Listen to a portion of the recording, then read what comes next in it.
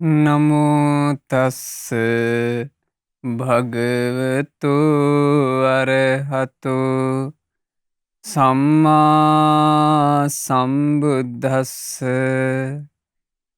ඒ භාග්‍යවත් වූ අරහත් වූ මහා කරුණික වූ අපගේ ගෞතම සම්මා සම්බුදුරජාණන් වහන්සේට අපි සරණ ගියපු අපගේ ශාස්තෘන් වහන්සේට නමස්කාර වේවා. සාදු සාදු සාදු. මාගේ ගුරු දේවෝත්තම පරම පූජනීය පින්වත් ලොකු ස්වාමීන් වහන්සේට ගෞරවාදර වන්දනාව වේවා. සාදු සාදු සාදු.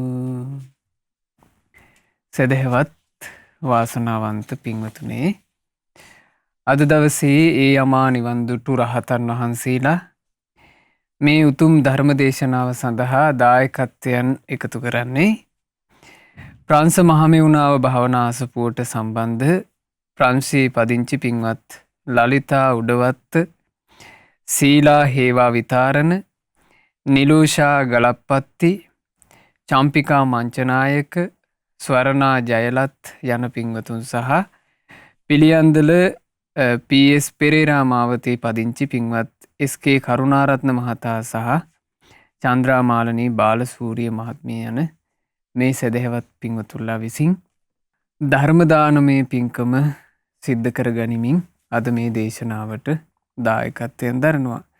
පින්වතුනි, අද අහන ධර්මය වෙනස්ම විදිහේ ධර්මයක්. මේ කාරණ අහනකොට, මේ රහතන් වහන්සේගේ ගාථා අහනකොට හරි සංවේගයක් උපදිනවා. අහෝ, මේ අපි සරණ ගියපු ගෞතම බුදුරජාණන් වහන්සේගේ බුද්ධ ශාසනයට සිද්ධ වෙච්ච දෙයක් කියලා. ඒ කියන්නේ බුද්ධ ශාසනය කියන එක කාලානුරූපව පරිහානියට පත් වෙලා ඒ ශාසනය තුල තියෙන රැකවරණේ ටිකෙන් ටික අහිමි වෙලා ගියපු හැටි මේ රහතන් වහන්සේගේ ගාථාවල සඳහන් වෙනවා. මේ රහතන් වහන්සේ පාරාසරීය මහරහතන් වහන්සේ.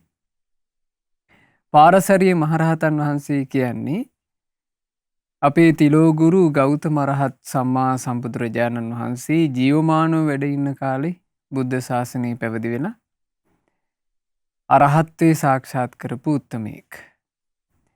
හැබැයි උන්වහන්සේ අරහත්ත්වයට පත් වෙලා නොබෝ කලකින් මේ තුන්ලොවම එළිය කළ ඒ මහා කාරුණික සම්මා සම්බුදුරජාණන් වහන්සේ, ඒ මහා හිරු මණ්ඩල මේ ලෝකෙන් අතුරුදහන් වුණා.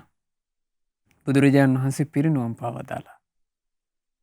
භාග්‍යතුන් වහන්සේ පිරිනිවුණාට පස්සෙත් පාරාසරීය මහරහතන් වහන්සේ යම් කාලයක් වැඩ හිටියා. එහෙම වැඩ ඉඳලා පාරාසරීය මහරහතන් වහන්සේ පිරිනුවම් පාන්ට සමීප වෙද්දි තමයි මෙන්න මේ ගාථා වදාළේ. ඒ ගාථා සංගීතකාරක මහරහතන් වහන්සේලා තමයි ආරම්භ කරන්නේ. ඒ මහරහතන් වහන්සේලා පළවෙනි ගාථාවේදී කියනවා මෙහෙම: මහා වනයේ වනමල් පිපිලා තිබුණා. සමාහිත සිත් ඇති භික්ෂුවක් එහි හිටියේ. විවේකීව භාවනාවෙන් ඉන්න කොටයි මේ සිතුවිලි එයාට ඇති වුණේ. මේ කිව්වේ පාරාසරීය මහරහතන් වහන්සේ ගැන. පාරාසරීය මහරහතන් වහන්සේ පිරිනිවන් පාන්ට පෙර ලස්සනට මල් පිපිලා තිබුණ වනාන්තරය ඇතුළට ගියා. ඒ ඇතුළට ගිහිල්ලා රුක් සෙවණක උන්වහන්සේ පළඟක් බැඳගෙන වාඩි වුණා. උන්වහන්සේ සමාහිත සිත් ඇති, නිකලෙස් සිත් ඇති භික්ෂුවක්. ඒ රුක් සෙවණේ වැඩ ඉන්නකොට උන්වහන්සේගේ හිතේ ඇති වුණ හිතුවිලි මේ: ලෝකනාථ පුරුෂෝත්තම සමිඳුන් ජීවමානව වැඩ සිටිද්දී භික්ෂුන්ගේ පැවැත්ම මීට වෙනස්. ඒ දැන් භික්ෂුන්ගේ පැවැත්ම ඊට වඩා වෙනස්. දැන් මේ කාරණේ කියනකොට බුදුරජාණන් වහන්සේ පිරිනුවම් පාලා අවුරුදු කීපයක් ගත වෙලා තිබුණේ.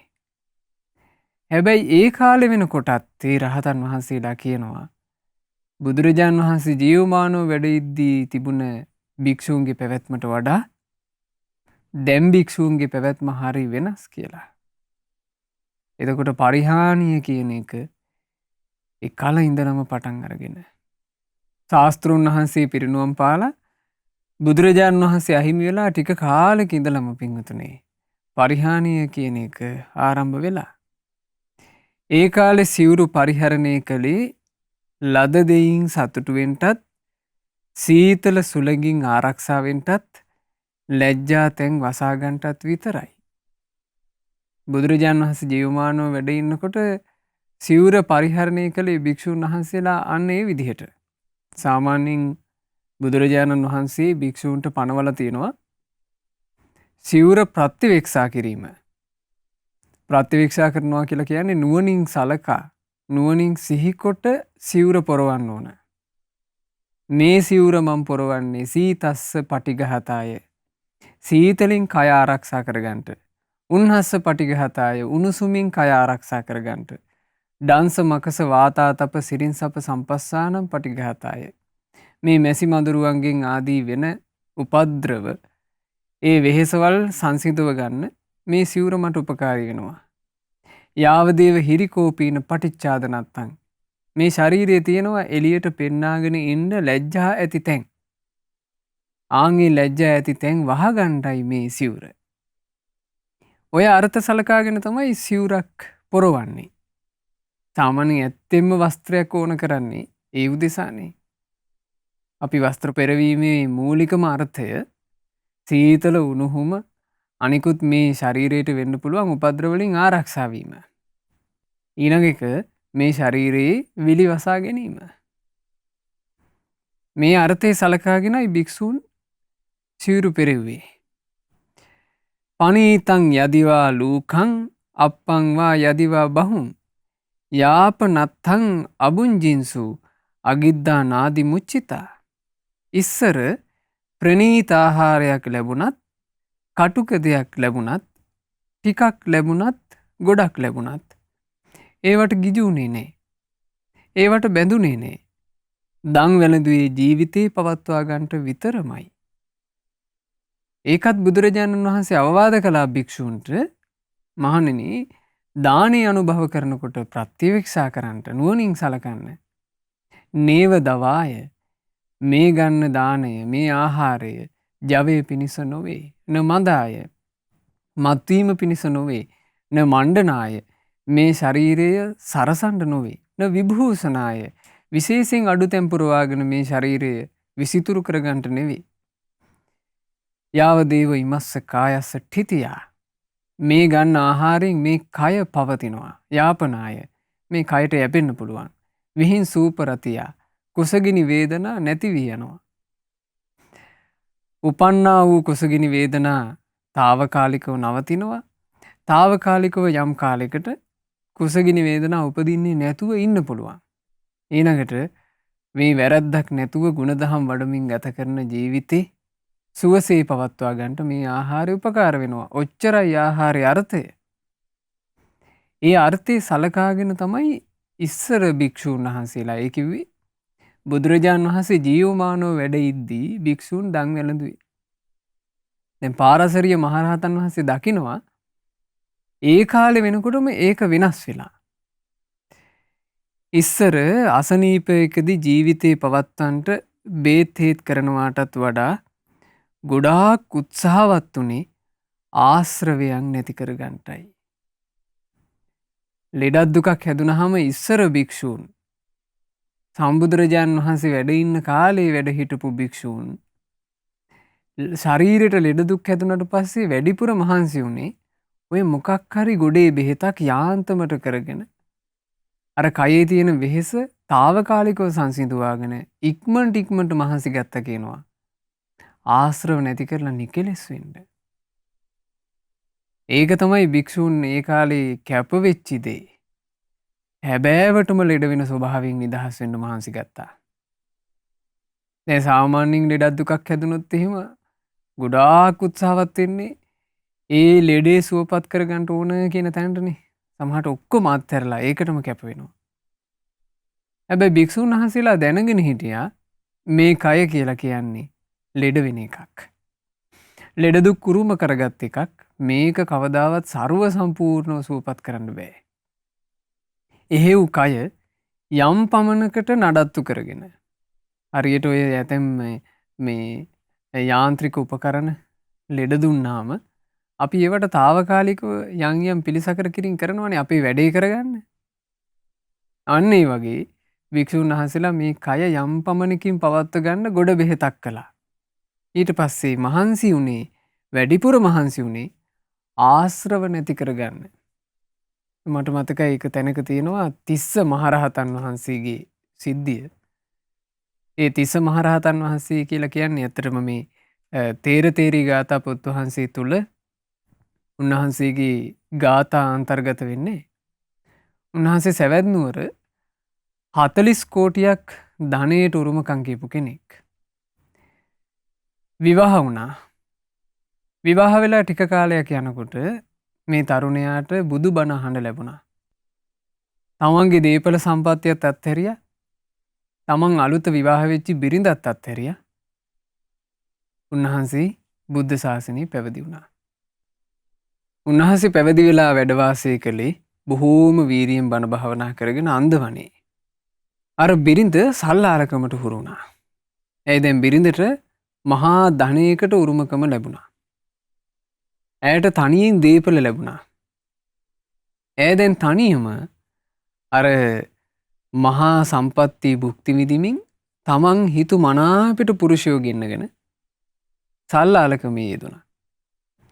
ඔය සල්ලාලකම් කර කර ඉන්නකොට දවසක් මේ ළඟට බොහොම භයානක හොර දෙටුවෙක් ආවා. ඒ හොර දෙටුව ආපු දවසේ මෑට නිකන් පාපී හිතක් උපන්නා. මොහු මහා ඝාතකයෙක්, දරුණු හොරෙක්. මොහු ලව්වා මට වැඩක් කරව ගන්න පුළුවන්.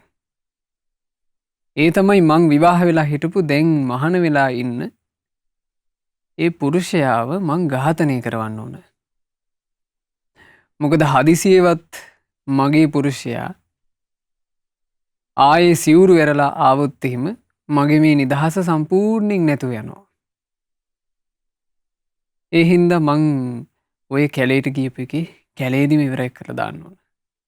බිරිඳ හිතන්නේ. බිරිඳ මෙහෙම හිතලා අර හොර දෙටුවාට මේ සඳහා කොන්ත්‍රාත්තුව දුන්නා. ඒ සොර දෙටුව තමන්ගේ පිරිසත් එක්ක මේ තිස්ස ස්වාමීන් වහන්සේ හොයාගෙන යනවා. උන්වහන්සේ අන්දවනේ රුක් සෙවණක වැඩ ඉන්නවා. උන්වහන්සේ ළඟට ගිහිල්ලා ඇහුවා මීට ටික කාලයකට කලින් 40 කෝටියක් මහා ධනය අත්හැරලා ආපු සවැත් නුවර තිස්ස කියන සිටු පුත්‍රයාද ඔබ? උන්වහන්සේ කිව්වා ඔව් කියලා. එතකොට කිව්වා හා එහෙනම් දැන් මැරෙන්න ලැහැත් වෙන්න තියෙන්නේ. අපිට කොන්ත්‍රාත්තුවක් ලැබුණා ඔහෙව ඝාතනය කරන්න. අපි මේ ආවේ මරන්න කිව්වා. එතකොට මේ තිස්ස ස්වාමීන් වහන්සේ කලබල වුණේ. හරි විස්මයජනකයි උන්වහන්සේලා මේ ජීවිතය ගැන තේරුම් අරන් හිටපු විදිහ. උන්වහන්සේ කල්පනා කළා මේ මරණය උරුම කරගත්ත ජීවිතේ නොමැරේවා කියන එක මං කොහොම ලබන්නද? හැබැයි මට මැරෙන්න පෙර මේ සම්බුදුරජාණන් වහන්සේගේ අවවාදයේ තුල හික්මෙන්න ඇතනම් උන්වහන්සේ අර හොරුන්ට කියනවා මට එක දවසක් කල් දෙන්න. මට එක දවසක් කල් දීලා මාව ඝාතනය කරන්න. මට කරගන්න පොඩි වැඩක් තියෙනවා කිව්වා. එතකොට හොරු කියනවා බෑ ඔහෙට කල් දෙන්න බෑ. ඔහෙට කල් දෙන්න කියලා අපි හිටියොත් එහෙම මහරෑ ඔහේ පැනලා යන්න පුළුවන්. එතකොට මේ තිස්ස ස්වාමීන් වහන්සේ කියනවා මම භික්ෂුවක්. මම මුසා කියන්නේ. මට කල් දෙන්න. හොරු කල් දෙන්නම බෑ කිව්වා. අවසානයේ උන්වහන්සේ වටපිට බලනවා. වටපිට බලද්දී තියෙනවා සාමාන්‍ය ප්‍රමාණයේ විශාල ගලක්. උන්වහන්සේ අර රුක් සෙවණේ වාඩි වුණා. වාඩි වෙලා එක හොරෙකුට කිව්වා ආන් අර ගල මගේ ළඟට ගෙනත් දෙන්න. ඒ හොරා ඒ ගල අරගෙන ආවා. උස්සන්න අමාරු බර ගලක්. උන්වහන්සේ තමන් වහන්සේම ගල ඔසවලා අරගෙන තමන් වහන්සේගේ දනිස් දෙක උඩට අත ඇරගත්තා. මේ දනිස් පොල් කටු දෙක කෑලි වෙන්න කුඩු වුණා. දැන් ආයේ නැගිටින්න බෑ. උන්වහන්සේ කිව්වා මට දවසක් කල් දෙන්න.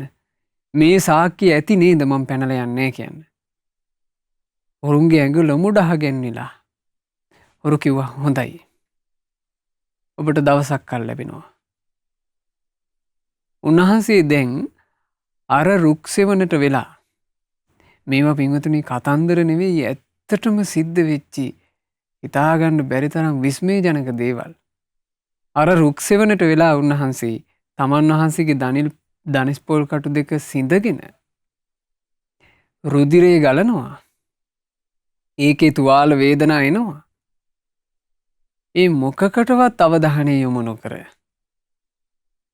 උන්වහන්සේ සම්පූර්ණ හිත යොමු කරානේ ධර්මයට. ධර්මයේ ආශ්චර්යයි. ධර්මයේ ආශ්චර්යය දිවි පුදා ධර්මයේ හැසිරෙනවා නම් ඒ ධර්මය ඵල ලබා දෙනවමයි. උන්වහන්සේ ධර්මය අවබෝධ කළා. එක දවසක් ඇතුලේ රහතන් වහන්සේ නමක් බවට පත් වුණා. අරහත්වයට පත් වෙලා ප්‍රීති සිතින් නිවන් සුවයේ සැනසෙමින් ඉන්නකොට අර හොරු ළඟට ආවා. ඇවිල්ලා කිව්වා ඔහෙට දීපු දවස ඉවරයි. උන්වහන්සේ කියනවා මට දැන් මරණය කියන්නේ සනීප වෙච්ච ලෙඩක්. ඔහෙලා කැමති දෙයක් කරන්න. ඉතින් ඒ හොරු දන්නේ නෑ මේ රහතන් වහන්සේ නමක් කෙලෙස් නැතු උත්තමයෙක්. ඒ හොරු උන්වහන්සේව ඝාතනය කළා. උන්වහන්සේ පිරිනිවන් වැඩියා. බලන්නේ ජීවිත. ඒ වගේ ස්වභාවයක් ශාස්ත්‍රුන් වහන්සේ වැඩ ඉන්නකොට භික්ෂූන්ගේ තිබිලා තියෙනවා. ලෙඩක් දුකක් හැදුනත් යාන්තමට බේතක් හේතක් කරගෙන ඉක්මනට මහන්සි ගත්තා මේ හැම කෙලෙසුන්ගෙන් නිදහස් වෙන්න.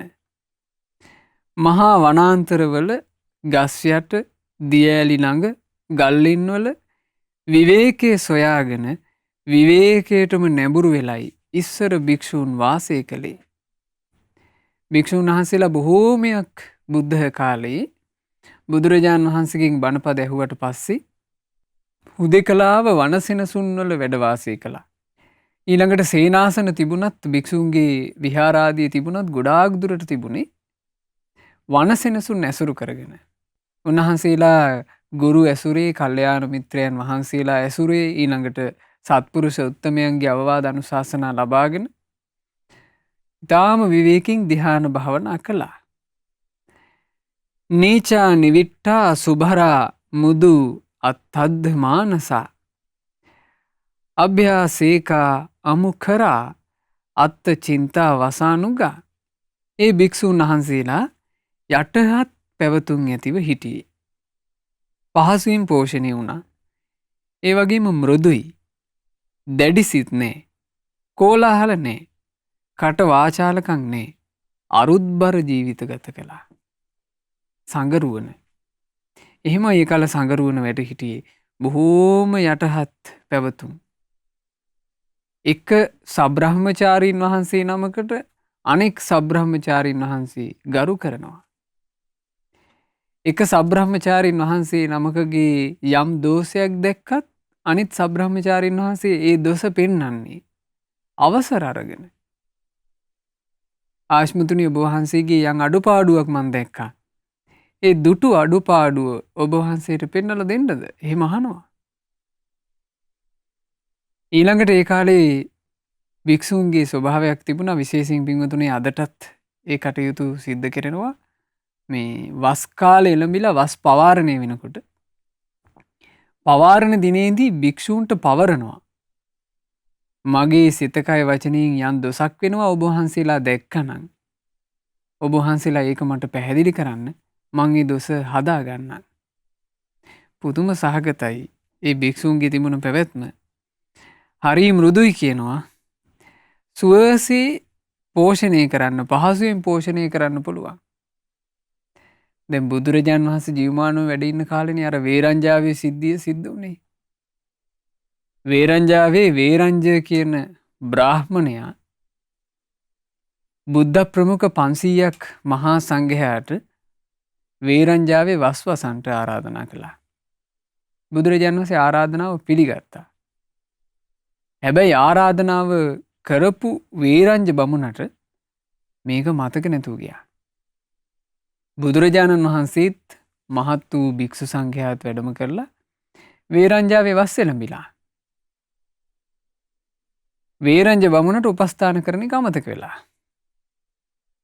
හැබැයි වෙලාවට ඒ අසලට ඇවිල්ලා වැහි කාලේ හින්දා නවාතැන් අරගෙන හිටියා අස්වෙනින්දු ටිකක්. මේ අස්වෙනින්දු අස්වැයන්ට කණ්ඩ දෙන්න මේ යව ගෙනත් තිබුණා. එතකොට ඒ කාලේ භික්ෂුන් වහන්සේලා වස් 4 මාසයක් මේ අස්වෙලින්දු ඉන්න තැනට පිණ්ඩපාතේ වඩිනවා. අශ්වයන්ගේ ආහාර උන්වහන්සේලාගේ පාත්‍රයට ලැබෙනවා. ලුණුත් නෑ. නිකන් වතුරක් ටිකක් එක්ක අර යව වළඳලා උන්වහන්සේලා වැඩ හිටියානේ 4 මාසයක් පහසුවෙන් පෝෂණය කරන්න පුළුවන්. ඒ පහසුවෙන් පෝෂණය කරන්න පුළුවන් බව උන්වහන්සේලා තුල තිබුණේ ඒ ජීවිතේ හරි අර්ථවත්. යම් අර්ථයක් තේරුම් අරගෙන ගත කරපු ජීවිත. ජීවිතය කියන්නේ මොකක්ද කියලා වටහාගෙන ගත කරපු ජීවිත. උන්වහන්සේලා මෘදුයි, හිත දැඩිනේ, කෝලාහලකම් නේ, කට වාචාලකම් නේ. බොහෝ මරුත්බර විදිහට ජීවිත ගත කළා. තතෝ පාසාදිකං ආසී ගතං බුත්තං නිසේවිතං සිනිද්දා තේල ධාරාව අහෝසීරියා පතෝ. එනිසාම උන්වහන්සේලාගේ ගමන් බිමන් දම්පැන් වැළඳීම් ආශ්‍රයත් හරි ප්‍රසාද ජනකයි. උන්වහන්සේලාගේ ඉරියව් හරීම සංවරයි. සිනිදු තෙල් ධාරාවක් වගේ. සිනිදු තෙල් ධාරාවක් ලස්සනට වැగిරෙනවා වගේ. උන්වහන්සේලා තුල තිබුණා ඊටාම සුන්දර ඉරියව් පැවැත්මක්. සබ්බාසව පරික්ඛීනා මහා ජහයි මහා හිතා නිම්බුතා දානි තේ තේරා පරිත්තා දානි තාදිසා. උන්වහන්සේලා ධ්‍යාන වැඩුවා. හැම ආශ්‍රවයක්ම ප්‍රහාණය කළා. ගොඩාක් කරුණාවන්තයි. දැන් ඒ රහතන් වහන්සේලා පිරිනුවම් පාලා. ඉබඳු උත්තමයන් වහන්සේලා ටික දෙනයි දැන් වැඩ සිටින්නේ. සීල සමාධි ආදී කුසල් දහම් වැඩිම ප්‍රඥාව ලබා ගැනීම පිණිස ඇති වැඩපිළිවෙල අත්හැර දැමුවොත් හැම ආකාරයකින්ම පරිපූර්ණ වූ මේ බුද්ධ ශාසනය අතුරුදහන් වෙලා යාවි. මේ සම්බුද්ධ ශාසනය අතුරුදහන් වෙන්නේ ප්‍රතිපත්ති පූර්ණය ප්‍රතිපත්තියේ හැසිරීම අත්හැරලා දාපු දවසට. බුදුරජාන් වහන්සේ විසින් පැන වූ සිල්පද ආරක්ෂා කිරීම අත්හැරියා නම් සම්බුද්ධ ශාසනය අතුරුදහන් වෙන්න පටන් ගන්නවා. දැන් බලන්න වර්තමානයේ ඇතැම් පාපී පුද්ගලයෝ සීලයටත් ගරහනවා. බුදුරජාණන් වහන්සේ මෙසේ සිල් පැනෙව්වේ නෑ කියලා. බුදුරජුන් පැන වූ දේ පැන වූයේ නෑ කියලා කියනවා. ශාසන අන්තස්දානයට ශාසනය අතුරුදහන් වීම පිණිස ඔවුන් කටයුතු කරනවා. යම් කෙනෙක් සමාධි ආදී කුසල් දහම් වැඩීම දැන් මේ සමාධිය ගැන කතා කරනකොට ධ්‍යාන රූප ධ්‍යාන අරූප ධ්‍යාන නිවන් මඟට උපකාරී වෙන ආකාරයේ මේ සියලු කාරණා ඉතා පැහැදිලිව අපේ ශාස්ත්‍රඥ වහන්සේ වදාරලා තියෙනවා. ඒ අතරේ ඇතැම් පාපී පුද්ගලයෝ මේ ධ්‍යාන කියලා කියන්නේ බුද්ධ ශාසනයට අයිති එකක් නෙමෙයි කියලා ඒවට ගරහනවා. සම්බුද්ධ ශාසනය අතුරුදහන් වීම පිණිස කටයුතු කරනවා. ප්‍රඥාව ලබා ගැනීම පිණිස පවතින වැඩපිළිවෙල. මොකද්ද ප්‍රඥාව ලබා ගැනීම පිණිස පවතින වැඩපිළිවෙල? බුදුරජාණන් වහන්සේගේ ධර්මයේ මැනවින් අසා ඒ ධර්මයට අනුවම ජීවිතය ගැන කල්පනා කිරීම ප්‍රඥාව ලැබෙන වැඩපිළිවෙලයි. ඒකත් අත්හැරලා දානවා. බුදුරජුන්ගේ ධර්මයේ වෙනුවට තම තමන්ගේ මතිමතාන්තර තම තමන්ට හිතෙන ඒවා මුලට ගන්නවා. එතකොටත් බුද්ධ ශාසනය ශාස්ත්‍රඥ වහන්සේගේ පැනවීම බුදුරජාණන් වහන්සේ මේ ලෝකයට ලබා දීපු පරිපූර්ණ ආරක්ෂාව අතුරුදහන් වෙලා යනවා. පාපී දේවලුත් කෙලෙසුත් බලවත් වුණ කාලෙක විවේකේ හොයාගෙන ගියත් දහම් දැනුමක් විතරයි ලැබෙන්නේ. ඒ කෙලෙස් බලවත් වෙලා තියෙන කාලේ ඊළඟට පාපී දේවල් බලවත් වෙච්ච කාලේ. පාපී දේ කියලා කිව්වේ ධර්මයේ වෙනුවට අධර්මයේ බලවත් වෙලා. බුද්ධ වචනේ වෙනුවට එක එක්කෙනාගේ මතිමතාන්තර බලවත් වෙලා ආන් ඉබඳු කාලෙක කෙනෙක් සම්බුද්ධ ශාසනය පිළිසරණ ලබන්ට ඕන කියලා විවේකයක් හොයාගෙන ගියත් එයාට සමහරට දහම් දැනුමක් ලැබෙයි. හැබැයි එතනින් එහාට දියුණුවක් කරා යන්න හැකියාවක් උපදින්නේ නෑ. කෙලෙස්ම වර්ධනය වෙලා ගියොත් ඒ කෙලෙස් ජනතාව ගිල ගනීවි. කෙලෙස්ම නම් වැඩෙන්ට දෙන්නේ හිත්වල කාලයක් යනකොට ඒ කෙලෙස් විසින් මේ ජනතාව ගිල ගයි කියනවා. ඊට පස්සේ සිද්ධ වෙන්නේ මෙච්චරයි. ඒ කෙලෙස් ජනතාවත් සමග සෙල්ලං කර කර සිටීවි. එතකොට ඒක පිස්සු හැදිච්චි ජනතාවක් රාස්‍යයන් එක්ක ඉන්නවා වගේ දෙයක් දැන් ලෝකෙ පේන්නේ. දැන් ලෝකෙ දිහා බලපුවම පේන්නේ මේ රහස්‍ය වරක් ගත්ත ජනතාව.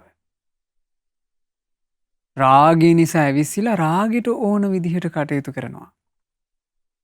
දිෂ්ටියක් වැහිලා ඉන්නවා. ඒ දිෂ්ටිය තමයි පාලනයක් නැති රාගේ. පාලනයක් නැති සරාගී බව නිසා බලන්න. අනියන් සම්බන්ධතා දරුවෝ ඉද්දී පිරිදක් ඉද්දී වෙන වෙන කාන්තාවත් එක්ක අනියන් සම්බන්ධතා හදාගෙන සමහර විට ඒවා මරණයෙන් කෙලවර වෙන්නේ. රාගය කියන රාස්‍යය වැහිලා. ද්වේෂය කියන රාස්‍යය වැහුණාම ම්ලේච්ඡ කටයුතු කරනවා. මෝහය කියන රාස්‍යය වැහුණාම ම්ලේච්ඡ කටයුතු කරනවා. මේ වර්තමාන ලෝකයේ දිහා බලද්දී මේ පාරාසරිය මහරහතන් වහන්සේ එදා කියූ දේවල් අද වෙලා තියෙනවා අපිට පේනවා. උන්වහන්සේ මේ කාරණා කියනකොට බුද්ධ ශාසනයේ භාග්‍යතුන් වහන්සේ පිරිනුවන් වැඩලා සුළු කාලයක්.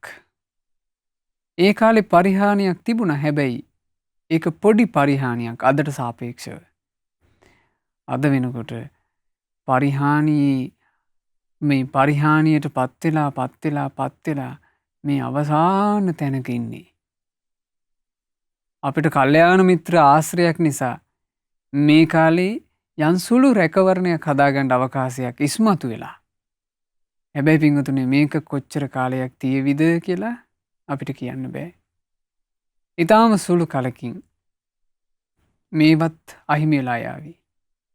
අන්න ඊට පෙරයි යම් රැකවරණයක් හදාගන්න ඕන. මොකද මේ පරිහානි කාරණේ රහතන් වහන්සේලා දැකලා තියෙනවා.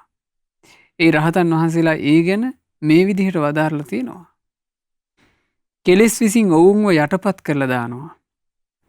ඊට පස්සේ ජනතාව කරන්නේ කාම අරමුණු සොයා දුවන එක විතරයි. යුද බිමක ඉන්න පිරිසකට අනක් ලැබුණා වගේ. යුද්ධ භූමියක යුද්ධ කරන්න සේනා ගියාට පස්සේ ඒ සේනා බලාගෙන ඉන්නේ අන ලැබෙනකන්. අන ලැබිච්චි ගමන් ක්‍රියාත්මක වෙනවා. ඒ වගේ කෙලෙස් විසින් මේ ජනතාවට අන කරයි කියනවා. කෙලෙස් විසින් ජනතාවට අන කරනවා. ඒ අන කරනකොට සේවකයෝ වගේ ජනතාව කාම අරමුණුම හොයා දුවනවා. බලන්න පින්වතුනි මේක ලෝකේ අද ඇස්පනා පිට පේන්න තියෙන දේ නේ. කාම අරමුණු පස්සෙමයි. ධර්මයක් ඇහුවත් බුදුරජාණන් වහන්සේගේ නිර්මල ශ්‍රී සද්ධර්මයේ කියා දෙනකොටත් ඒ ධර්මයේ මුල් කරගෙනත් බොහෝ දෙනෙක් කාමයේ පතන්නේ. කාමයේ පැත්තෙම කාමයේ පස්සේම පිස්සුවෙන් දුවනවා. එතකොට ධර්මයේ බැහැර වෙලා යනවා. එකිනෙකා කෝලාහල කරන්න පටන් ගන්නවා. නොයෙක් මිත්‍යා දෘෂ්ටි වැළඳගෙන ඒවා ශ්‍රේෂ්ඨ දේවල් හැටියට පිළිගන්නවා. මේ කාරණා ගැන තව තවත් නුවණින් කල්පනා කරන්න. ඒ නුවණින් කල්පනා කරොත් මේ පරිහානිකර කාරණා වලින් අපිට මේ ලැබිච්චි කෙටි ජීවිතේ අපිට යම් විදිහකට රැක ගන්න පුළුවන් වෙයි. ධනංච පුත්තං බරියංච චඩ්ඩ yittවාන නිග්ගතා කටච්චු බික්ඛා හේතු අකිච්ඡානි නිසේවරේ. දීපල වස්තුව අත්හැරලා අඹ දරුවෝත් අත්හැරලා ගිහි ගෙදරත් අත්හැරලා මහණුනාට පස්සේ රළු පරළු දානමාන නිසා නොකළ යුතු දේවල් කරන්න පටන් ගන්නවා. ඔන්න පස්සේ භික්ෂූන්ට වෙලා තියෙන ඒවා. දීපල අතහරිනවා. ඥාති සමූහය අත්හරිනවා. අඹදරුවෝ හිටියනම් ඒ ඔක්කොමත් අත්හරිනවා. ඇවිල්ලා පැවිදි වෙලා දානමාන නිසා නොසරුප් දේවල් කරන්න පටන් ගන්නවා. රහට කන්න ආසාවෙ නොසරුප් දේවල් කරන්න පටන් ගන්නවා. දාන හේතු කරගෙන ඕන පාපී දෙයක් කරන්න පටන් ගන්නවා. ඒ තැනට වැටෙනවා කියනවා භික්ෂූන්. ඉතින් බඩ පිරෙනකන් හොඳට දානේ වළඳනවා. උඩු බැල්ලෙන් වැටිලා නිදා ගන්නවා. නැගිට්ටට පස්සේ ශාස්තෘන් වහන්සේ විසින් ගරහලා එපා කියපු ලාමක දේවල් කතා කර කර ඔහේ කල් ගෙවනවා. ඒක තමා කියනවා පරිහානියට යන භික්ෂූන්ට සිද්ධ වෙන දේ. දානේ මේ ලැබුණට පස්සේ ඒ දානේ වළඳලා වෙරවීරියක් වඩන්නේ. ඒ දානේ මුල් කරගෙන තමන්ගේ ධර්ම මාර්ගයේ ඉස්සරහට යන්න මහන්සි ගන්නෑ. මොකද ඒ කල භික්ෂුන් වහන්සේලා අපිට චරිතාපදාන කියවනකොට පේනවනේ. භික්ෂුන් වහන්සේලාට දානේ ලැබුණට පස්සේ ඒ දානේ මුල් කරගෙන යතෙම් උත්තමියෝ අරහත්ත්වේ සාක්ෂාත් කළේ. සමහර තැන්වල තියෙනවා දුප්පත් අහිංසක මිනිස්සු දානේ පූජා කරනවා. ඒ දානේ පූජා කරාම ඒ භික්ෂුන් වහන්සේ ඒ දානේ ගැන කල්පනා කරනවා. මේ මිනිස්සු මෙහෙම දන් දෙන්නේ මං ඥාතියෙක් නිසා නෙමෙයි. මේ මිනිස්සු මෙහෙම දන් දෙන්නේ මං ඔවුන්ට වෙන උපකාරයක් කරලා නෙමෙයි. ඊළඟට මේ මිනිස්සු දන් දෙන්නේ රජ්ජුරුව අණ කරලත් නෙමෙයි. මේ මිනිස්සු දානයක් පූජා කරන්නේ පිනක් පුරා ගන්නට. මම මේ මිනිස්සුන්ගේ දානමය පින මහත්ඵල කරවන්න ඕන. මේ දානේ මං නිකලෙස් වෙලා මිසක් වළඳන්නේ. එහෙම අදිෂ්ඨාන කරනවා. ඒම අදිෂ්ඨාන කරලා උන්වහන්සේලා වීරියෙන් භාවනා කළා. රහතන් වහන්සේ නම බවට පත් වෙලා අර දන් වැළඳුවේ. ඉතින් එහෙම යුගයක් තිබුණා. ඒ යුගයේ හැබැයි මේ වෙනකොට ගොඩාක් අතීතයට ගිහිල්ලා. ඒ භික්ෂුන්ගේ හිත් සංසුන් නැහැ. බාහිර දේවල් විතරක් කැමැත්තෙන් ඉගෙන ගන්නවා. මහාන ජීවිතේ දියුණු කරන්නට හේතු වෙන ධර්මය බැහැර කරනවා. මිනිසුන්ගෙන් ලාභ ප්‍රයෝජන ලබන්නට හරි කැමතියි. එතකොට කරන්නේ ගිහියන්ට මැටි, තෙල්, හුණු, වතුර, ආසන, කෑම බීම දෙන එක තමයි. ඒ කිව්වේ භික්ෂූන්ට ලැබිලා තියෙන මිනිසුන්ගෙන් පිරිකර විදිහට ලැබෙන දේවල් තියෙනවනේ. ඒ දේවල් ජනතාව නම්ම ගන්නට ඒ අයට දෙනවා. දැහැටි, පළතුරු, මල්, රස කැවිලි, ඒ වගේම අඹ නෙල්ලි ආදියත් දෙනවා. අන්තිමේදී පිණ්ඩ පාතයට ලැබෙන ඒවත් මිනිස්සුන්ට දෙනවා කියනවා. මිනිස්සුන්ගෙන් ලාභ ප්‍රයෝජන තකාගෙන. මෙහෙම දීපුවම මිනිස්සු අපිට සත්කාර කරයි. මිනිස්සු අපිත් එක්ක හිතවත් වෙයි කියන මේ ලාමක හිතින්. ඔව්. බේසජ්ජේසු යතා වෙජ්ජා. ඊට පස්සේ ඒ භික්ෂූන් වෙද මහත්තුරු වගේ ගිහියන්ට බෙහෙත් කරනවා. ගිහියෙක් වගේ සාමාන්‍ය ජීවිතේ ගෙවනවා. ගණිකාවක් වගේ ඇඟපත සරස ගන්නවා. සිටුවරයෙක් වගේ යස ඉසුරු රැස් කරනවා. ඔන්න භික්ෂූන්ට සිද්ධ වෙන දේ. ඒ සිද්ධී ධාමය එදායි රහතන් වහන්සේලා දැකලානේ. අවසානයේ භික්ෂූන් වහන්සේලා ධර්මය බැහැර කරලා වෙද හෙදකම් ඉගෙන ගන්නවා. මේ සිවුරු පොරවගන්නේ ශාස්ත්‍රඥ වහන්සේගේ ධර්මය ඉගෙන ගන්න. ඒ ධර්මය ඉගෙන ගන්න මහාන වෙච්චි භික්ෂුව වෙද හෙදකම් ඉගෙන ගන්නවා. වෙද හෙදකම් ඉගෙනගෙන මිනිස්සුන්ට වෙදකම් කරන්න පටන් ගන්නවා භික්ෂුව. අන්තිමේ ඉන්නේ භික්ෂුවක් නෙවෙයි මේ සිවුරක් දරාගත්ත වෙද මහත්තයෙක්. ඉතින්ද වැටෙනවා. ඊළඟට ගිහියෝ කරන විදිහට මෙන්න භික්ෂූනුත් වගාදිගා කටයුතු කරන්න පටන් ගන්නවා මහාන වෙලා. මහාන වෙලා ගොවිතැන් කරන්න පටන් ගන්නවා. මහාන වෙලා වතු පිටි හදනවා. ආන් ඒ තැනට වැටෙනවා. ඊළඟට භික්ෂූන් තමන්ගේ කය සරසා ගන්නවා කියනවා හරියට ගණිකාව වගේ. පාට කර ගන්නවා ශරීරයේ එක එක තැන්. විලේපන තවර ගන්නවා. මේ විදිහට තමුන්ගේ ශරීරය සරසන්නත් පටන් ගන්නවා. ඉතින් මේවා මේ වෙනකොට නම් ප්‍රකට කාරණා. මේ වෙනකොට ලෝකෙ දිහා බලපුවම පේන්න තියෙන ඒවා රහතන් වහන්සේලාගේ වචනය සත්‍යයක් කියලා හිත පහදව ගන්නයි තියෙන්නේ රහතුන් ගැන. ඒ පරිහානිකර කාරණා මේ වෙනකොට ඉස්මතු වෙලා ඊට පස්සේ කරන්නේ තමන්ගේ යැපීමති පිණිස තමන්ගේ යාපනය පිණිස සිටුවරු වගේ යස ඉසුරු රැස් කරනවා. සිටුවරු වගේ මහා ධන සම්පත් එකතු කරගෙන සුකෝපභෝගී ජීවිත ගත කරන්න. ඊළඟට තම තමන්ගේ ඒ කියන්නේ භික්ෂූන් වහන්සේලාගේ ධනය රැස් කිරීම. බැංකු පොත්වල ධනය එකතු කර ගැනීම. මෙවට තමයි කියන අවසානයේ යොමු වෙන්නේ. සටකපට චාටු බස් කියන්න පටන් ගන්නවා. බොරු දේවල් කියන්න පටන් ගන්නවා. වංචනික ජීවිතයක් ගෙවාගෙන මිත්‍යා ආජීවෙන් තමයි සිව්පසය අනුභව කරන්නේ. වංචනික ජීවිත. ශාස්තෘන් වහන්සේ වදාළ ධර්මය මුකුත් පුරුදු කරන්නේ භික්ෂු වේශයකින් පෙනී හිටිනවා. ඇයි භික්ෂු වෙස ගන්නේ? භික්ෂු වේශයට සත්කාර සම්මාන ලැබෙන නිසා. ඒ සත්කාර සම්මාන උදෙසා විතරක් සිවුර දරාගෙන ඉන්නවා. පුරුදු කරන මොකුත් නෑ.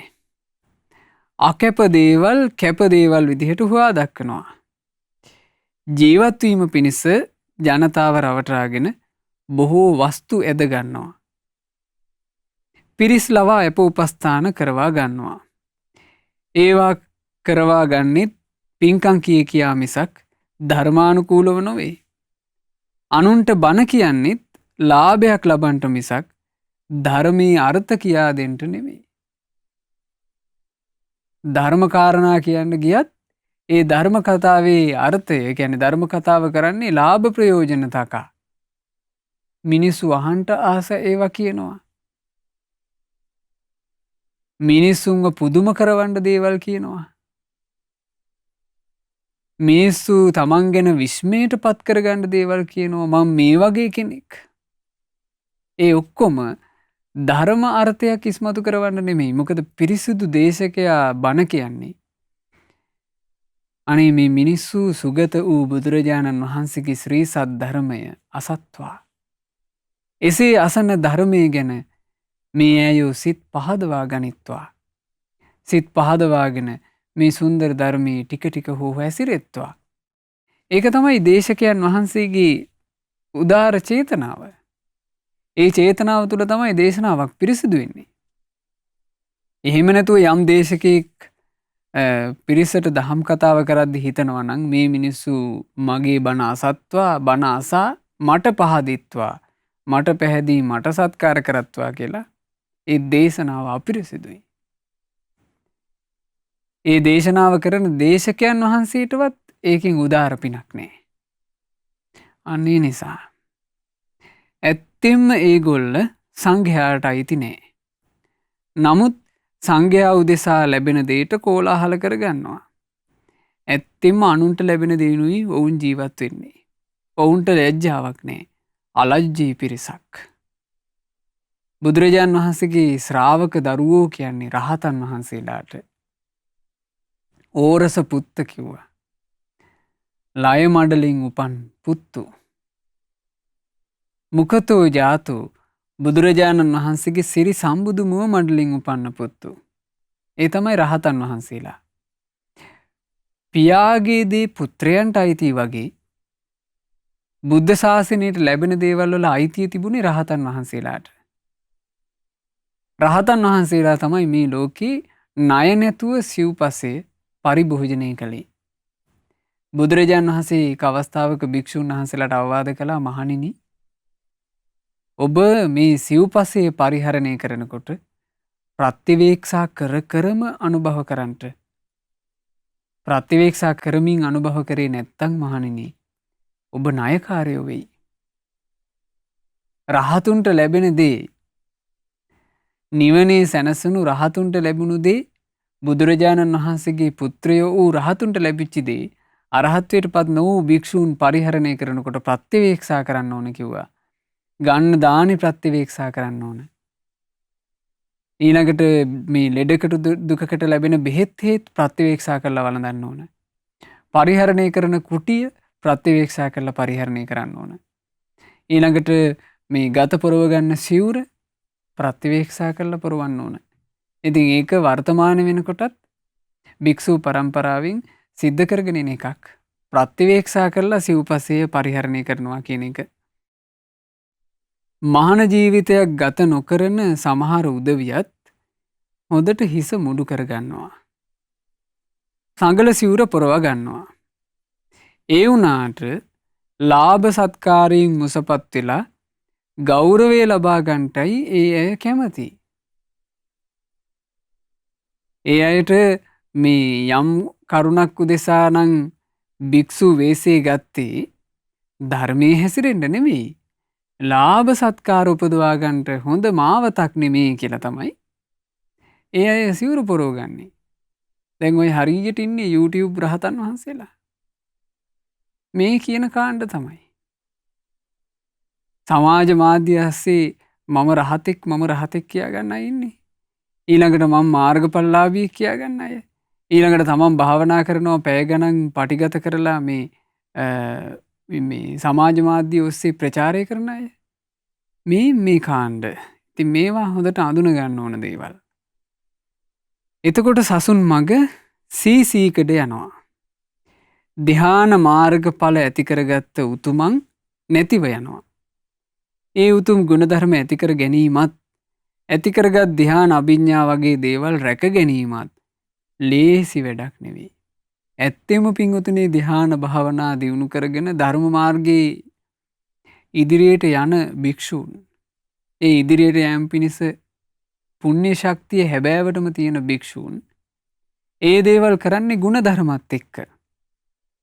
ධර්මය කියලා කියන්නේ මොහොතක් පාසා ගුණධර්මයන්ගෙන් වැඩීමක්. ගුණධර්මයන්ගෙන් වැඩෙන්ට ඒ භික්ෂුව අල්පේච්ඡ වෙනවා.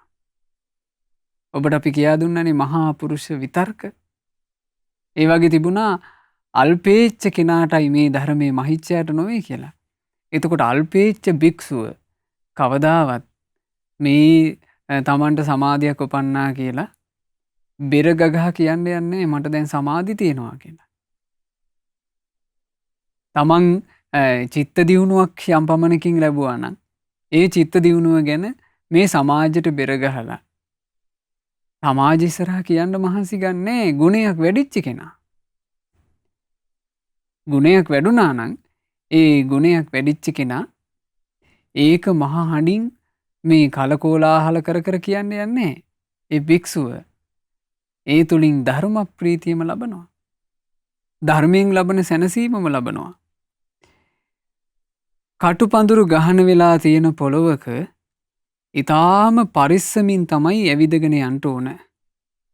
අන්න ඒ වගේ මුනිවරයාත් හැසිරෙන්න ඕන ඊටා හොඳ සිහි කල්පනාවෙනුයි. බොහොම ලස්සන අවවාදයක්. කටුපඳුරු ගහන වෙලා තියෙනවා නම් යම් පොළොවක ඒ පොළොවේ ඊටාම පරිස්සමෙන් තමයි ඇවිදගෙන යන්න ඕන. ඇයි? කටු එනෙන නිසා. ගොඩාක් කටු තියෙන තැනක අපි ගොඩක් පරිස්සමින් නේද යන්නේ. හේතුව මේ මගේ සිරුරේ මේ විස කටුවක් එනෙන්න එපා. ආන් ඒ වගේ මුනිවරයා හැසිරෙන්න ඕන හොඳ සිහි කල්පනාවෙන් මේ ඉගෙනගත්ත කාරණා මුල් කරගෙන ලෝකේ තමන්ගේ ජීවිතේ හැඩගස්ව ගන්න මහන්සි ගන්න ඕන. දානි වළඳද්දී දානි මුල් කරගෙන කට්ටක් එනෙන්න තියාගන්න හොඳ නෑ. සිවුරු පොරවද්දී කටු එනෙන්න තියාගන්න හොඳ නෑ. බණපද කියද්දී කටු එනෙන්න තියාගන්න හොඳ නෑ. මිනිස්සු ඇසුරු කරද්දී කටු එනෙන්න තියාගන්න හොඳ නෑ. සිව්පසීම පරිභෝජනය කරද්දී කටු එනෙන්න තියාගන්න හොඳ නෑ. පින්වතුනි ඒ වගේමයි තමන්ට ධර්මය ඇසීම පිණිස දේශකයන් වහන්සේලා තෝරා ගනිද්දිත් අනවශ්‍ය කටු අන්න ගන්න එපා. බුදුරජාණන් වහන්සේගේ ධර්මය හොඳට විමසලා ඉගෙන ගන්නට. මේ බුදුරජුන්ගේ ධර්මයේද කියලා පැහැදිලි කරගෙන ඉගෙන ගන්නට. ඒ සඳහා ඉතිහාසයේ විසින් අපේ යතිවරයන් වහන්සේලා විශාල කැපකිරීමකින් ඉතිරි කරපු පිරිසිදු සද්ධර්මය තියෙනවා. ඒ තියෙන සද්ධර්මය ඉගෙන ගන්න. වරද්දා ගන්න එපා. සරිත්වා පුබ්බකේ යෝගී තේසං වත්ත මනුස්සරං කිංචාපි පංචිමෝ කාලේ පුස්සෙය්‍ය අමතම් පදං. ඉස්සර වැඩ හිටපු රහතුන් වහන්සේලා ගැන හිතන්ට ඕන. උන්වහන්සේලා ජීවිත ගත කරපු ආකාරය ගැනත් හිතන්ට ඕන. අඩු ගානේ ජීවිතේ අවසාන කාලේ හරි ආර්ය මාර්ගයේ ගමන් කළොත් නිවන් අවබෝධ කරගන්නට පුළුවන්. බලන්නේ අපේ මහරහතන් වහන්සේ කියන ගාථාව. ඉස්සර වැඩ හිටපු රහතන් වහන්සේලා ගැන හිතන්ට ඕන.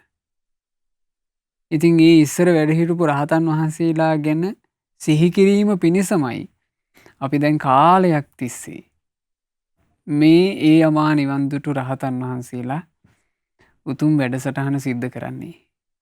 මේ වැඩසටහන අපි මේ සිද්ධ කරගෙන යන්නේ අපේ ගුරු දේවෝත්තම පින්වත් ලොකු ස්වාමීන් වහන්සේ විසින් තේර තේරී ගාථා පොත් වහන්සේ පරිවර්තනය කළා ඒ අමා නිවන් දුටු රහතන් වහන්සේලා කියන නමින්.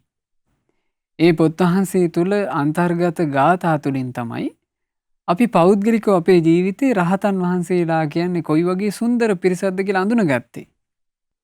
ඒ රහතන් වහන්සේලාගේ තිබුණ උදාාර ගුණ මොනවද කියලා අපි අඳුනගත්තේ මේ උතුම් පොත් වහන්සේ තුලින්.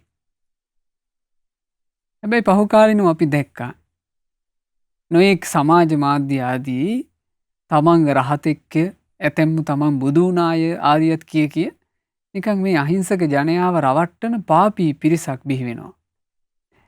එතකොටයි අපි කල්පනා කළේ හැබෑම රහතුන් ගැන අඳුනා ගන්න මේ උතුම් ගාථා රත්න මේ අහන්න සලස්සන්න ඕන. ඉතින් ඒ උදෙසා තමයි මේ වැඩසටහන සිද්ධ කරන්නේ. ඒ නිසා පින්වතුනේ ඒ අතීතයේ වැඩ හිටපු උදාර ගුණ ඇති රහතන් වහන්සේලා ගැන නිතර හිතන්න ඕන. උන්වහන්සේලා ජීවිතේ ගත කරපු ආකාරය ගැනත් හිතන්න ඕන. එහෙම සිහි කරමින් හොඳට පරිස්සම් වෙලා කටු එනගන්නේ නැතුව ධර්මයේ තුල ජීවිතය ගත කළොත් මේ ආර්ය මාර්ගයේ ගමන් කරන කෙනාට අවසාන කාලේ වුණත් නිවන් අවබෝධ කරගන්න පුළුවන්. ඊට පස්සේ සංගීතකාරක රහතන් වහන්සේලා මේ තේර ගාථා අවසන් කළේ මෙන්න මේ ගාථාවෙන්. ඉදං වත්වා සාලවනෙහි සමනෝ භාවිතින්ද්‍රියෝ බ්‍රාහ්මනෝ පරිනිබ්බායි ඉසි කීන පුනබ්බවෝ. ශ්‍රද්ධා ආදී ඉන්ද්‍රියන් දියුණු කරගත්ත සැබෑ ඉසිවරයා වූ සැබෑම බ්‍රාහ්මණයා වූ ඒ අරහත් භික්ෂුව මේ ගාථාවන් කීවට පස්සේ පිරිනිවන් පෑවා. අපේ පාරාසරිය මහරහතන් වහන්සේ පිරිනිවන් පාන්ට සුළු වෙලාවට කලින් පැවසූ ගාථා. ඉතින් මේ ගාථා වලින් සම්බුද්ධ ශාසනයට ඒ සුන්දර බුදුසසුනට කාලයක් තිස්සේ සිද්ධ වෙච්චි පරිහානිය අපිට හොඳට තේරෙනවා. හැබැයි මේ වෙනකොටත් අපිට බුදුරජාණන් වහන්සේගේ උතුම් ශ්‍රී සද්ධර්මයේ කල්යාණ මිත්‍රයෝ නිසා පිරිසිදු ආරක්ෂා වෙලා තියෙනවා. අඩු ගානේ මෙයයි බුද්ධ වචනය කියලා ඉගෙන ගන්නට අවකාශයක් හරි දැනට තියෙනවා. හැබැයි පරිහානිය කියලා කියන්නේ තවදුරටත් සිද්ධ වෙන එකක්. ඒ පරිහානිය සිද්ධ වෙන්න පෙර පින්වතුනේ මේ ලැබිච්ච අවස්ථාවේ අපි බුද්ධ ශාසනයෙන් යම් සුළු හෝ පිහිටක් සලස ගන්නට මහන්සි ගන්න ඕන. ඉතින් මේ ගාථා රත්න වදාළ නිකලෙස් සිතින් පිරිනිවන් වැඩි පාරාසරිය රහත් මුනිදුන්ට නමස්කාර වේවා. සාදු සාදු සාදු. පාරාසරිය රහතන් වහන්සේ ඇතුළු ඒ සැබෑම රහතන් වහන්සේලා නිවී සැනසුන අමා මහ නිවනේ අපටත් සැනසෙන්න ලැබේවා. සාදු සාදු සාදු. අද දවසේ මේ උතුම් ධර්ම දේශනාව තුළින් අප රැස් කළ සියලු පින් පළමුවෙන් අපි අනුමෝදන් කරමු සියලු දෙවිවරුන්ට සක්දෙවුදු ප්‍රධාන සතරවරන් දෙවිවරු සෙම්පති දෙවුරු අපගේ ඉෂ්ඨකාමී හිතකාමී සියලු දෙවිවරු පින් අනුමෝදන් වෙලා දෙවියෝ දිවිය සැපයෙන් වැඩෙත්වා ඒ දෙවියෝ අප හැම දෙනාවම ආරක්ෂා කරත්වා කියන අදහසින් දෙවියන්ට පින් අනුමෝදනා කරමු. රැස් කළ සියලු පුණ්‍ය ධර්මයන් ගුරු දේවෝත්තම කල්යාණ මිත්‍ර පරම පූජනීය පින්වත් ලොකු ස්වාමීන් වහන්සේට අනුමෝදන් වෙත්වා. පින්වත් ලොකු ස්වාමීන් වහන්සේ මේ උතුම් ගාථාවන් මේ විදිහට අපට පහසුවෙන් ඉගෙන ගැනීමට හැකි වෙන ආකාරයෙන් පරිවර්තනය කරපු නිසා තමයි අපි අද මේ ධර්මයන් මේ සුන්දර ධර්මයන් ඉගෙන ගන්නේ. ඉතින් ගුරුදේවයන් වහන්සේට මේ සියලුම පින් අනුමෝදන් වෙලා නිදුක් නිරෝග සුවයම සැලසේවා දීර්ඝායුෂ සැලසේවා ගෞතම සාසනය තුල චතුරාර්ය සත්‍ය ධර්මය පරිපූර්ණ වශයෙන් අවබෝධ කරන්නට වාසනාව ලැබේවා. සාදු සාදු සාදු. අද දවසේ ධර්ම දානය සිද්ධ කරන ඒ සුපින්වතුන්ලාගේ නමින් මීට වසර කිහිපයකට පෙර මිය පරලොව ගියපු පින්වත් වයිඑම් මුදියන්සේ පියාණන්ට සහ ධර්මසේන මංචනායක පියාණන්ට පින් අනුමෝදන් වෙත්වා. 2021 ජනවාරි මාස 31 වන දින මිය පරලොව ගියපු පින්වත් මාලනී දයාවංශ මහත්මියට ඇල්බර්ට් හේවා විතාරණ මහතාට මීට වසර එකහමාරකට පෙර මිය පරලොව ගිය පින්වත් KBM පොඩිමැණිකේ මෑණියන්ට වසර 11කට පෙර මිය පරලොව ගියපු ජෝන් සිඤ්ඤෝ ගලප්පත්ති පියාණන් ඇතුළු අද දායකත්වයේ දරන සුපින්වතුන්ලාගේ නමින් මියගිය සියලු ඥාතීන්ට පින් අනුමෝදන්ව ඥාතීන්ගේ පරලෝ ජීවිතයේ සැපයටම පත්වෙත්වා කියන අදහසින් ඥාතීන්ට පින් අනුමෝදනා සිදු කරන්න. සුජීවත්ව සිටින බලගොල්ල මහනුවර යන ලිපිනේ පදිංචි පින්වත් ආර්.එම්. පලිඟුමැණිකේ මෑණියන්ට කුසුමාවති අබේකෝන් මෑණියන්ට එස්.කේ. කරුණාරත්න පියාණන්ට සහ මාලනී බාලසූරිය මෑණියන්ට මේ සියලු පින්වල ආශිර්වාදයෙන් තෙරුවන් සරණින් නිදුක් නිරෝග සුවපත් භාවයම ලැබෙත්වා කියලා අපි සිත ප්‍රාර්ථනා කරනවා. දුලංජී සුපුන් දුල්මී යන දරුවන් ඇතුළු ඒ පවුලේ දූ දරුවන්ගේ අධ්‍යාපන කටයුතු මේ පිනේ ආශිර්වාදයෙන් තෙරුවන් සරණින් සියලු දෙවියන්ගේ ආශිර්වාදයෙන් ਸਰව ප්‍රකාරයෙන්ම සාර්ථක වෙත්වා. ඒ දරුවන්ගේ ජීවිතයට නිරතුරුව කල්යාණ මිත්‍ර සත්පුරුෂ ඇසුර ලැබෙත්වා. ඒ දරුවන්ට බුදුරජාණන් වහන්සේගේ ශ්‍රාවක දරුවෝ විදිහට සම්බුද්ධ ශාසනය පිළිසන්න ලබන්නට වාසනාව ලැබේවා කියලා අපි සෙත් ප්‍රාර්ථනා කරනවා. අද දවසේ ධර්ම දානය කරන පින්වතුන්ලා බලාපොරොත්තු වෙන ආකාරයෙන් මේ ධර්ම දානමේ වශයෙන් රැස් වූ උතුම් පුණ්‍ය ධර්මයේ පුණ්‍යානුභාව බලය තෙරුවනේ ආශිර්වාදයේ සියලු දෙවියන්ගේ ආශිර්වාදයේ සැලසිලා කොරෝනා වෛරසය හේතුවෙන් රෝගාතුර වී සිටින ලෝකවාසී හැම දෙනාට ඉතා ඉක්මනින්ම නිදුක් නිරෝග සුව ශාන්තිය ලැබේවා කියලා අපි සෙත් ප්‍රාර්ථනා කරමු. අද ධර්ම දානය සිද්ධ කරන්නේ ප්‍රංශ මහමෙවුනාව භාවනාසපුවට සම්බන්ධ ප්‍රංශේ පදිච්චි පින්වත් ලලිතා උඩවත්ත සීලා හේවා විතාරණ නිලූෂා ගලප්පත්ති චම්පිකා මංචනායක ස්වර්ණා ජයලත් යන පින්වතුන් සහ පිළියන්දල PS පෙරේරා මාවතේ පදිංචි SK කරුණාරත්න මහතා සහ චන්ද්‍රා මාලනී බාලසූරිය මහත්මිය යන පින්වතුන්. ඉතින් මේ පින්වතුන්ලාට පවුලේ සියලු දෙනාට ඥාති හිත මිත්‍රාදීන්ට මේ සියලු පින් අනුමෝදන් වෙත්වා. ශ්‍රද්ධා මාසික ධර්මදාන සමාජික පින්වතුන්ලාට ශ්‍රද්ධා කාර්ය මණ්ඩලයේ සියලු දෙනාට සුපින්වත් ඔබ හැම දෙනාට පින් අනුමෝදන් වෙලා තෙරුවන් සරණින් සියලු දෙවියන්ගේ රැකවරණින් හැම දෙනාට නිදුක් නිරෝග සුවයම ලැබේවා.